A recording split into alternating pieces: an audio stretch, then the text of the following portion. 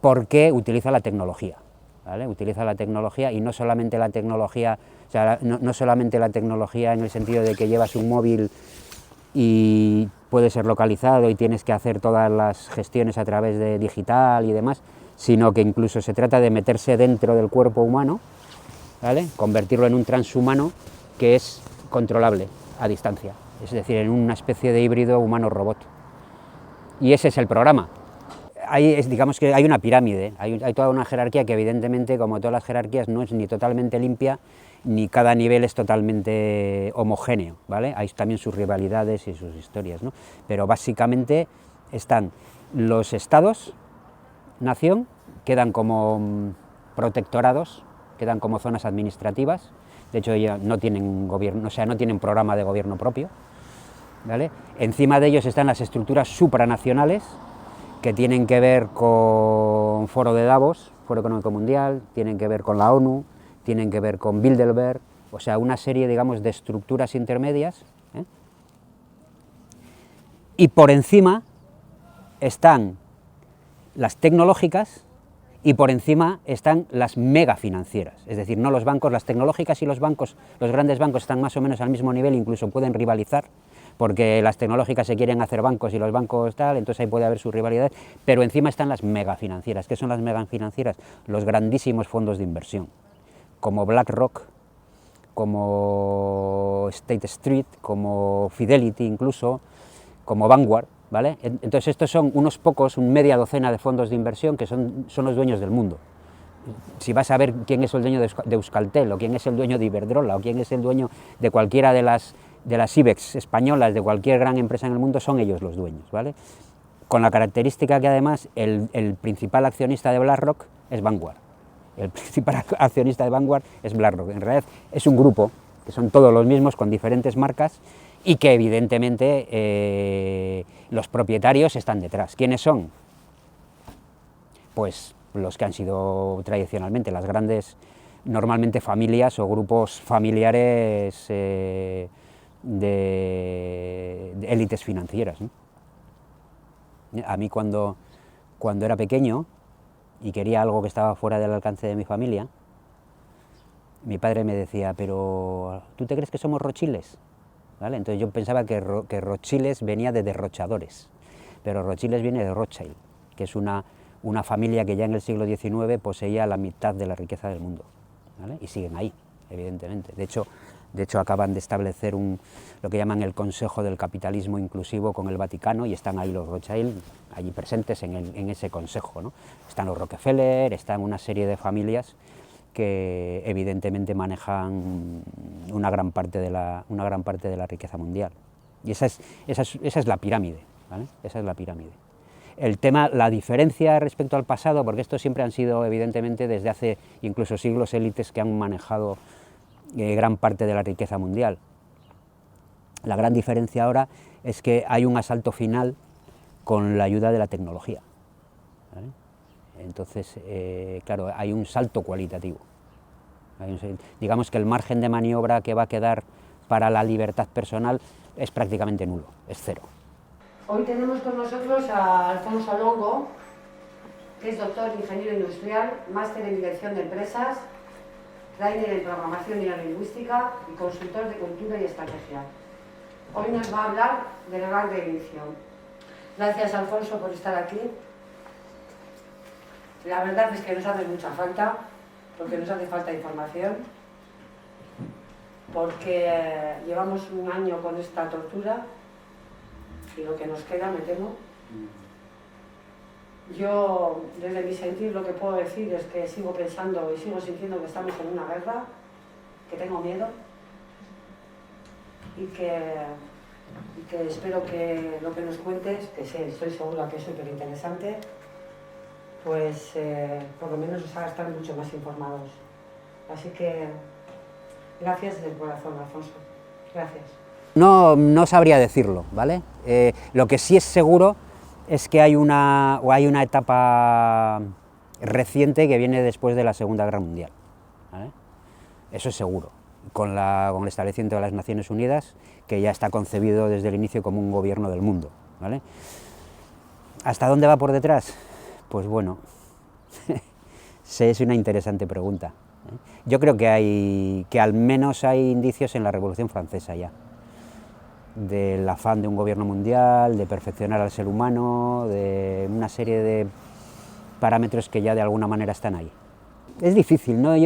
Vamos a ver, si uno utiliza un poco un razonamiento lógico, ves que dinero y poder ya lo tienen, todo, y que les ha ido muy bien haciéndolo, digamos, de una manera semi-oculta, ¿vale? Y muchas de las cosas que pasan a nuestro alrededor están diseñadas, pero bueno, pues hemos aprendido a pensar que suceden de una forma evolutiva, espontánea, etcétera, ¿no? Entonces, digamos que poder y dinero ya lo tienen y les ha ido muy bien, pero ahora parece que hay un asalto, yo creo que tiene que ver con unos egos enormes de necesidad de control y un clasismo que conecta con la eugenesia de las élites británicas, americanas, de considerar que hay una superioridad intrínseca en las clases dirigentes y que el resto de personas básicamente somos ganado, ¿no? Somos ganado que hay que pastorear. Entonces creo que hay unas raíces ideológicas espirituales muy profundas que llevan a que quieran ya el control definitivo. El control definitivo, pero hasta el punto de que tú tengas un avatar virtual en el que se controla los años que vas a vivir y en qué condiciones y todo, vamos, absolutamente todo. O sea, control 100%. Pues eso hay una parte que ya es muy clásica, que es el control psicológico, ¿vale? Operación psicología social, ¿vale? Que está muy avanzada, en la que se puede condicionar fuertemente a las personas y a los grupos para que tengan unos comportamientos determinados. Eso es relativamente sencillo, ¿vale? Y luego ahora está la parte tecnológica, es decir, si yo te implanto un chip en el cerebro, como acaba de hacer Musk, ¿no? el de Tesla, con un chimpancé, yo puedo teledirigirlo. Ese experimento está hecho hace años, ¿eh? Con una rata, tú a una rata le pones unos electrodos y la puedes teledirigir, incluso le cambias la personalidad. Puedes hacer que la rata haga cosas que una rata normal no hace. Eso es un experimento conocido que se hizo hace años. Lo que pasa es que, claro, la rata lleva unos electrodos aquí enormes, ¿no? Una cosa como muy burda, pero ahora se puede, no sé, quizás te lo puedas beber en un café, ¿no? El sistema de control. Y de hecho, cuando se ven los vídeos del Foro Económico Mundial sobre la cuarta revolución industrial y el transhumanismo, ellos hablan abiertamente de hackear y entrar en la mente humana y en las emociones, y lo proponen como algo positivo, como una mejora, ¿vale? Evidentemente, si yo puedo entrar en tu pensamiento con tecnología, te puedo controlar, pero te puedo controlar como un robot. Es decir, esto es, digamos que es la cumbre de la robótica. La cumbre de la robótica no viene de hacer robots artificiales que son como humanos, sino de conseguir que un humano sea un robot. O sea, es el perfeccionamiento máximo de la esclavitud, que es el gran invento tecnológico del ser humano. O sea, no hay tecnología más poderosa que controlar a otro ser humano y que trabaje para ti. No hay nada más potente, ¿vale? Entonces, claro, ya es, digamos que es bordar ya la perfección de la robótica, en la que la carcasa ya no es artificial, sino que es humana. Ese es el planteamiento. Eso es el transhumanismo. Es complicado porque digamos que estamos hablando de grupos, de personas y grupos que tienen todos los medios y que llevan muchas décadas y posiblemente incluso generaciones trabajando en esto, trabajando en el control. Entonces, claro, la capacidad de controlar a otro ser humano es muy antigua.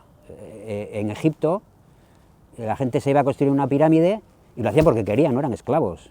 Eso es una leyenda, pero eran personas libres que en tiempos en los que no había trabajo en las cosechas por los ciclos del Nilo, se iban a construir una pirámide. ¿Y por qué construían la pirámide? Pues porque pensaban que el faraón era un dios, ¿vale? Entonces, es una manipulación, ¿eh? Un antiguo ministro chino de 200 años antes de Cristo decía, ¿no? Decía, controla la comida y controla el miedo, y controlarás a la rata. y con esa filosofía que él desarrolló observando a las ratas en los establos, montaron un imperio que ha llegado hasta hoy. Entonces la manipulación del ser humano es muy antigua, es muy complicado, somos muy condicionables y tremendamente manipulables, ¿vale? Es muy difícil darse cuenta, muy difícil, ¿vale? Entonces es normal, porque no la gente, las personas no tenemos tiempo para informarnos, para pensar, para estar, tendrías que estar con la atención puesta todo el rato, ¿no? Entonces eso es muy antiguo y es muy difícil darse cuenta, ¿vale? Todo el marketing moderno forma parte de ese. Luego además utilizan mecanismos psicoanalíticos muy potentes que utilizan símbolos, ¿vale? Mientras por un lado dicen que el psicoanálisis es una pseudociencia y dicen que eso no, ellos, vamos, Tavistock, por ejemplo, que es uno de los grandes centros de manipulación social, es profundamente psicoanalítico porque saben que el símbolo realmente mueve a las masas, ¿vale? Entonces todo esto es muy antiguo. Entonces, claro, es una, digamos, si le llamamos lucha, o es muy desigual, tremendamente desigual. Es como si a mí me dices, ahora construye este cohete y al lado hay uno de la NASA haciendo un cohete. Yo no sé hacer un cohete, o sea, no tienes por qué saberlo, ¿vale? Entonces, claro, esto es una pelea muy, o digamos, una situación muy desigual, muy asimétrica, y es normal. Creo que estoy en el sitio correcto, perdón. Y es normal que gran parte de la sociedad no se dé cuenta, ¿no? Es normal. Además ahora han desplegado ya toda una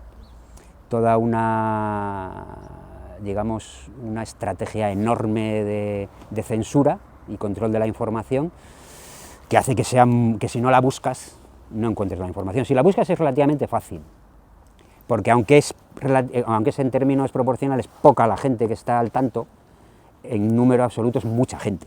Y hay gente que yo ahora alucino, porque yo llegaba a esto y digo ahora, joder, ¿dónde estaba yo, no? Pero claro, veo gente que lleva 20 años diciendo, oye, va a pasar esto, y que prácticamente lo clavan, ¿no? Entonces la información está ahí, pero si no la buscas, si ves la televisión, si escuchas la radio, es puro marketing. Está todo, o sea, además las consignas son centralizadas. Y entonces es muy difícil que la sociedad en general se dé cuenta, es complicado. Y además ahora ya con la tecnología de control, ya, mira, acaba de firmar Bill Gates una alianza para, digamos, darle otra vuelta de tuerca a la censura en las redes sociales. Y van a establecer patrones de lo que es la verdad. Uno de los patrones de lo que es la verdad es el New York Times, ¿vale? Si tú dices una cosa que no es lo que dice el New York Times, te van a borrar del mapa. Entonces, van muy a saco a controlar la información y a controlar la comunicación, ¿vale? El que es el dueño de la palabra es el que gobierna. Los aztecas a su emperador le llamaban el gran orador. Es el dueño de la palabra, ese es el que gobierna.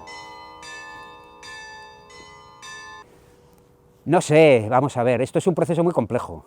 Ha empezado, o bueno, se ha desarrollado y no va a acabar necesariamente donde los que lo han diseñado han previsto, ¿no? Entonces, no sé, más que solución yo diría soluciones o vías de trabajo. Ya hay bastante gente que está empezando a pasar de la investigación de lo que sucede a la investigación de qué hacer, ¿no? Entonces, bueno, ahí lo que vamos a hacer es dibujar escenarios. ¿Qué escenarios son posibles, ¿no? Entonces yo visualizo varios escenarios. Hay un escenario posible que es el del neofeudalismo tecnocrático, ¿vale? Una dictadura brutal, totalmente controlada por la tecnología, ¿vale? Una especie de Corea del Norte, pero tecnologizada. Es hacia donde la agenda del nuevo orden mundial va, ¿vale? Esa es una posibilidad. Es cierto que es un escenario frágil, porque necesitan que sea todo perfecto y que pasen todas las partes a la vez. Entonces es como un cristal. Es muy bonito y perfecto, pero igual una chinita en una esquina lo resquebraja, ¿no? Ese escenario, si se resquebraja, podría dar lugar a unas dictaduras más clásicas tipo las dictaduras del siglo XX, ¿vale? Mussolini, Hitler, Stalin, porque de hecho el gobierno mundial que se quiere poner es un gobierno corporativo tipo Mussolini, ¿vale? Con la alianza entre las grandes corporaciones y el gobierno. Entonces se podría pasar a un gobierno menos tecnologizado, pero altamente fascista, ¿vale? Y otros escenarios posibles son aquellos donde se consiga romper el ciclo autoritario en el que hemos entrado, ¿vale? Y se pueda volver a mecanismos más participativos, democráticos, etc. Entonces yo creo que hay una clave fundamental es o llegar a un momento en el que podamos desenchufar de la tecnología, rota la dependencia, roto el maltrato, o lleguemos a algún momento en el que podamos establecer una especie de carácter sagrado, espiritual de los datos. Es decir, que tus datos son parte tuya, y igual que no vendes una oreja o no vendes un ojo, no vendes tus datos. Y tú los enchufas y los desenchufas para ser usados cuando tú quieras. Si no conseguimos eso, esa idea de que la tecnología puede ser buena o mala, puede ser usada para bien o para mal. O sea, o los datos son sagrados o la tecnología es maligna, en el sentido de que lleva al control absoluto de las personas, lleva a una estabulación. Básicamente lo que se quiere hacer con la especie humana es lo que los humanos hemos hecho con las vacas. Nosotros ya lo hemos hecho con los animales, entonces como somos ganado, para ciertas élites somos ganado, pues quieren hacer con nosotros lo que ya hicimos con las vacas, estabularnos.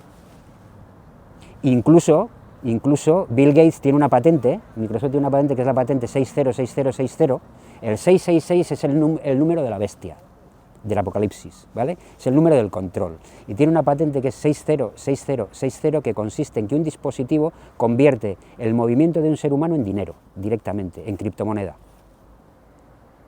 O sea, alguien va a extraer tu energía de manera remota y la va a convertir en dinero, ¿vale? Y además, con mecanismos de inteligencia artificial, va a decidir si lo que estás haciendo es lo que tienes que hacer o no tienes que hacer, y si se convierte en más dinero o menos dinero. Eso hay una patente, vamos, uno entra en internet y se ve la patente, es real, es de Microsoft, ¿vale? Y además le llaman la patente 606060, ¿vale? Entonces es hacia ahí hacia donde se quiere ir. Si no convertimos los datos en sagrados, en parte de la persona, va a ser muy difícil que evitemos eso. De hecho, también algunas de las patentes en las que están trabajando tecnologías es en hacer una copia virtual completa de la persona, ¿vale? Entonces esos son escenarios. ¿Qué hacer? Pues bueno, pues yo creo que cada uno intentar crear su realidad alrededor en función del escenario al que prefiera ir, ¿no? A mí, desde luego, el transhumanista me gusta poco.